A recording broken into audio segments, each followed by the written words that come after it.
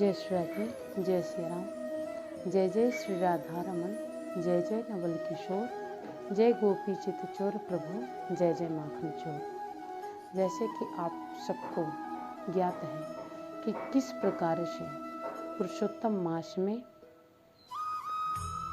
हम आप कथा नित्य सुन ही रहे हैं, तो आइए हम आप सब श्रवण करते हैं। दुर्वासा ऋषि उस कन्या से कहते हैं, हे कन्या, तुम दुखी मत हो, तुम्हारे मन में जो विचार है वो मैं सब जानता हूँ। यदि तुम दुखी होगी तो उसका कोई भी ऐसा फल नहीं मिलने वाला कि तुम्हारे दुखों को दूर करे। कोई ना कोई उपाय करने से तुम्हारे दुख दूर होंगे, और वह उपाय मैं तुम्हें बतलाता हूँ। श्री दुर्वासा ऋषि कहते हैं, तो वह गुप्त उपाय सुनो जो मैं तुमसे कहने जा रहा हूँ। इस महीने से तीसरा महीना जो आएगा वह पुरुषोत्तम मास कहलाएगा, और उस मास में तीर्थ स्नान कर लेने से मनुष्य भ्रूण हत्या के पाप से भी छुटकारा पा सकता है। हे रमणी, कार्तिक आदि 12 महीने इन सब की तुलना में ये पुरुषोत्तम मास श्रेष्ठ है। पुरुषोत्तम मास में इस 16वीं कला के बराबर भी कोई मास नहीं है।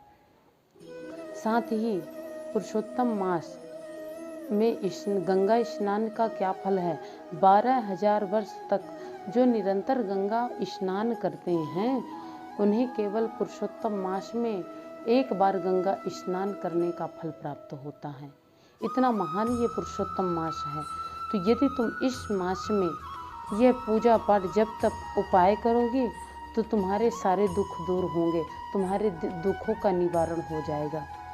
और मैं एक समय की बात बतलाता हूँ। दुर्वासा ऋषि कहते हैं कन्या से, एक समय की बात है कि कुपित होकर मैंने महाराज अम्बरीश को भस्म करने के लिए कृत्या राक्षसी को भेजा, और जब उस समय मैं कृत्या राक्षसी को भेजा तो प्रभु क्रोधित होकर भगवान हरि ने सुंदर अधर युक्त प्रज्वलित सुदर्शन चक्र मुझे ही भस्म करने के लिए भेजे, और उस सुदर्शन चक्र को शांत करने के लिए मैंने पुरुषोत्तम मास के व्रत को धारण किया, और पुरुषोत्तम मास के व्रत के करने मात्र से प्रभु का सुदर्शन चक्र जो सभी लोगों को भस्म कर देने की क्षमता रखता है, वह सुदर्शन चक्र भी शांत हो गया। इतना पावन है ये पुरुषोत्तम मास का महीना, इसीलिए इसमें तुम पूजन आराधना करो।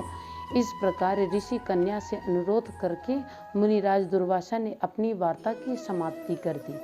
और इतना सुनकर वह कन्या कहती है, हे ऋषि, आप मुझसे कहते हैं कि मैं पुरुषोत्तम मास का व्रत करूं। इसका एक नाम है मलमास, और मैं जानती हूँ मलमास में व्रत करने पूजा पाठ करने का कोई ऐसा फल नहीं होता है, ये तो स्वयं निंदनीय है।